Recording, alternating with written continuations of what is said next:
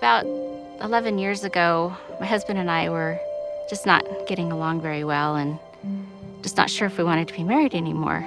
In my family, there was a cycle of abusiveness going on, and my great-grandfather, my grandfather, and my father, this tradition was passed down from generation to generation. Like everyone else, I've made a lot of mistakes in my life, especially when I was younger. And when I was younger, I was looking back on the things that I had done prior to that, and I was just kind of overcome with sadness. I'd been praying every day and just constantly praying, just Heavenly Father, help me find a way to help my marriage so that we can stay together. When I was 15, the missionaries came to knock on the door of my father's house, and that's when the Book of Mormon was introduced into my life.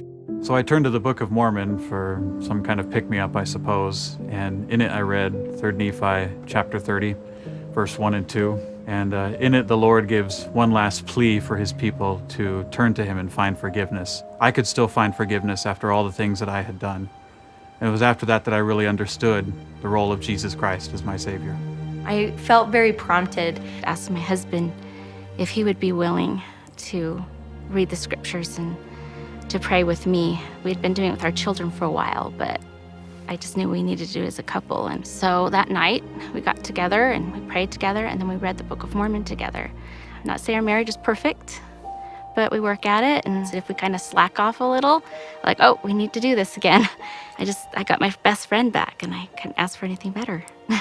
I remember reading from the Book of Mormon and was really amazed at this particular verse in Mosiah chapter 25, verse 12, and it said that, and it came to pass that those who were the children of Amulon and his brethren were displeased with the conduct of their fathers, and they would no longer be called by the names of their fathers.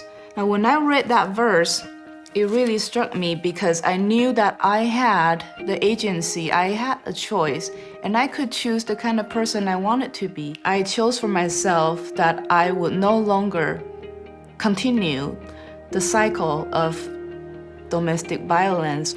So this verse really helped me to turn my life around.